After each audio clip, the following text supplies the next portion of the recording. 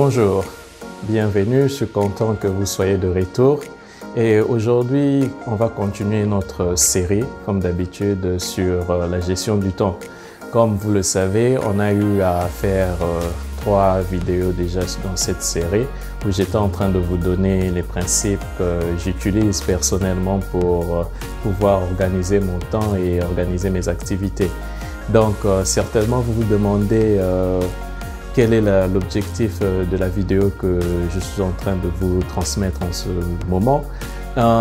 Aujourd'hui, je veux finalement vous donner les méthodes pratiques que j'utilise, les applications mobiles que j'utilise pour justement construire et organiser mon temps et mes activités. Et après cela, je veux vous donner un exemple justement du programme que j'ai pu établir par rapport à ces applications. Donc, sans plus tarder, on va commencer avec le vif du sujet. Mais avant, je vais vous demander de vérifier que vous êtes abonné sur la page et aussi n'oubliez pas de cliquer sur la cloche pour pouvoir avoir les notifications chaque fois qu'une nouvelle vidéo est téléchargée. Donc, voilà, nous allons maintenant dans le vif du sujet. Merci. Comme vous pouvez le voir ici, les 3 applications que j'utilise, les 2 premières applications au sommet que vous voyez, il y a Toggl et aussi Donar. Ça, ce sont les 2 applications que j'utilise. Et à part ça, il y a une autre application que j'utilise, c'est le calendrier de Google.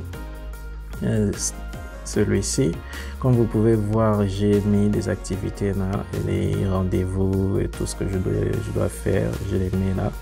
Et quand vous revenez maintenant, je vais vous expliquer un peu comment ces applications fonctionnent. Quand vous entrez sur Toggl, en ouvrant, vous allez tomber sur cette page et après ça met, bon, ça ce sont des activités que j'avais déjà prévues et que j'étais en train de chronométrer. Pardon.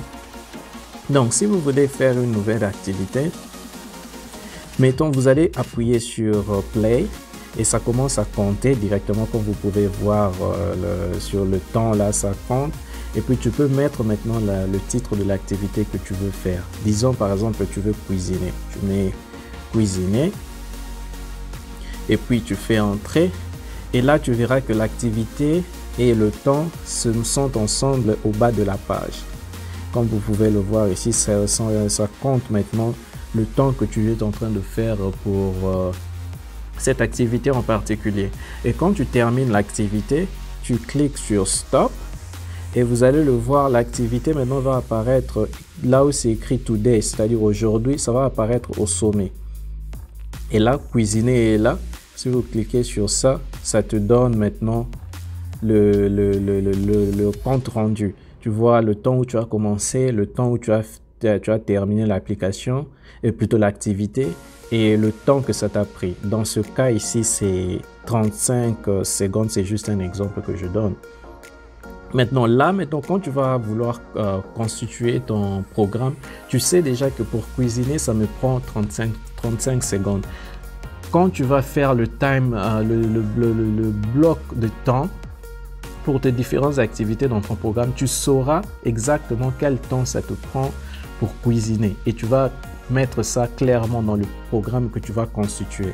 Maintenant, quand je sors de cette application en allant à la seconde application qui est Donar, tu entres là-bas. Ici, dans cette application, maintenant, tu vas mettre toutes les activités que tu as prévues pour cette journée-là et le temps exact que tu as prévu pour chaque activité. Comme vous pouvez le voir ici, il y a la prière, études, travail. Tu peux rajouter ici cuisiner, comme on a fait tout à l'heure. Et puis tu rajoutes, comme c'était, pardon, comme vous voyez ici, quand tu fais entrer comme ça va descendre à la dernière place parce que c'est la dernière activité que tu viens d'ajouter dans ton programme. Parce que ça commence toujours par la première activité que tu ajoutes, en plus après la deuxième, la troisième, jusqu'à la dernière activité. Maintenant là, ça entre, mais il faut préciser le temps exact que tu veux faire. Là, tu cliques sur ça, tu viens maintenant ici, tu précises exactement si c'est 30, disons c'est 40 minutes. Là, tu mets, parce que ça c'est l'heure, la première ligne c'est l'heure et puis minute et puis seconde. Là, tu mets 40 minutes et tu cliques sur OK et puis tu valides. Et là, quand tu viens ici, vous allez voir que le temps est exactement de 40 minutes. Ce que cette application fait, quand tu commences maintenant le matin, tu te réveilles, tu commences par ta prière. Tu viens ici, tu cliques sur ta prière, tu valides l'activité et puis tu viens en bas de la page, tu cliques sur Play. Et comme vous pouvez le voir, l'activité maintenant est en train de compter. Ça va toujours du temps total vers 0. Ça calcule comme ça.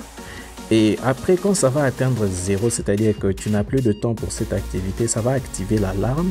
Et l'alarme va sonner pour te rappeler qu'il est temps d'arrêter avec cette activité et de passer à l'activité suivante. Et ce qu'il fait, c'est que l'application va automatiquement, après que l'alarme est sonné, passer à la seconde activité. Et là, ça recommence encore à compter. Et ça fait ça d'une activité à une autre jusqu'à la fin de la journée. Tu peux faire ça de telle manière que tu restes focalisé et tu es vraiment concentré par rapport au temps et tu réalises tes activités d'une manière effective comme tu avais prévu, de manière que tu ne rates pas de secondes. Tout est bien calculé et bien structuré. C'est ça un peu l'avantage de cette application. Maintenant, à part ça, comme je vous ai dit, j'utilise aussi le calendrier de Google. Ici, je mets toutes mes activités de la journée, mais ici, je les mets maintenant par heure. Parce que là-bas, c'était par temps. Par exemple, ici, c'est 2 heures, 3 heures que je vais prendre pour faire l'activité. C'est dans Duna que je fais ça. Ici, si je prends cet exemple, ça c'est par heure, je vais me réveiller à 4 heures et je vais pour prier, lire la Bible jusqu'à 5h20 et puis après de 5h21 à 6h20, de 6h21. Ici, c'est par heure que je mets ça. Après avoir constitué ce programme ici par heure, c'est là où je pars maintenant sur Duna pour le mettre d'une manière structuré de telle manière que j'ai le temps exact et je sais que l'alarme va continuer à me rappeler après chaque activité que je dois. Ok, comme vous pouvez le voir ici, je vous donne un exemple de mon programme que j'ai eu à faire. J'ai eu à prévoir un vendredi et un dimanche, comme vous pouvez le voir. Et il y a les heures ici, comme vous pouvez le voir. Et puis là aussi, j'essaie de préciser un peu avec les activités. Dans le cas de vendredi, bon, je vais faire juste une journée pour essayer d'être un peu plus rapide. Ici, comme vous pouvez le voir au réveil, j'ai prévu le réveil à 4 heures du matin. Et de 4 heures à 5 heures du matin, comme vous pouvez voir là, c'est le temps que je me suis fixé pour prier. Donc, c'est 1 heure. Et de 5 heures à 6 heures, comme vous pouvez le voir plutôt, c'est routine matinale. Et dans ma routine matinale, c'est souvent je lis la Bible après ma prière et puis après je lis un livre et après je fais de l'exercice physique. Après ça, je prends ma douche, ça c'est 30 minutes et je prépare mon petit déjeuner. Et puis je pars dans ma voiture pour conduire et puis c'est le chemin du boulot. Et pendant que je conduis, pour gagner du temps, pour ne pas perdre ce temps de conduite, souvent ce que je fais, comme vous pouvez le voir, j'ai mis podcast ou bien motivation, c'est-à-dire je mets des vidéos, disons, pas nécessairement des vidéos, des audios de motivation ou bien podcast sur un sujet particulier qui va me permettre, en même temps que je conduis, je suis en train d'apprendre quelque chose de nouveau. C'est un peu dans ce sens-là que je fais tout cela. Et puis après, comme vous pouvez le voir, je travaille de 7h jusqu'à 19h et j'ai un repos de 30 minutes de 12h à 12h30. Et là, c'est boulot.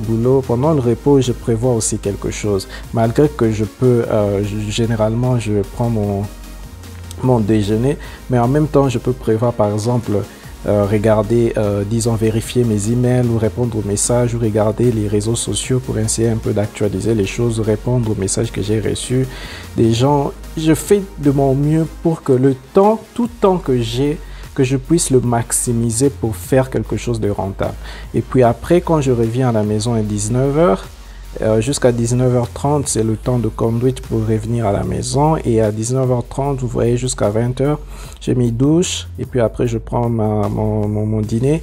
Et puis après, de là, de 20h à 20h30, évaluation. Ça, c'est quelque chose que je veux d'ailleurs vous conseiller de faire chaque jour quand vous revenez après votre journée. Prenez un temps pour essayer un peu juste d'évaluer votre journée, évaluer un peu si vous étiez à la hauteur des activités que vous devez faire durant cette journée-là, et si vous étiez obéissant au Saint-Esprit. C'est important de s'évaluer pour pouvoir se corriger quand vous remarquez qu'il y a quelque chose qui ne va pas. C'est juste un exercice que je vous conseille de faire. Et puis de là, de 20h30 à 21h, et j'ai mis prier, et après à 21h, à 21h plutôt, extinction de lumière, et je m'endors. Ça, c'est juste un programme particulier pour ce vendredi-là que j'avais prévu, et j'ai voulu vous donner cet exemple pour que vous sachiez comment le temps est bloqué et clair. Tu sais déjà de telle heure à telle heure, c'est cette activité-là que je fais. Et ce sont ces activités maintenant que je vais mettre dans l'application dont je vous ai parlé, de Do Now. Et cette application-là va me permettre de garder de rester focalisé sur les activités de la première activité jusqu'à la dernière activité de la journée. Voilà un peu tout ce que je fais pour pouvoir constituer mon programme. Je vous dis merci pour votre attention et on se revoit la prochaine fois. Au revoir.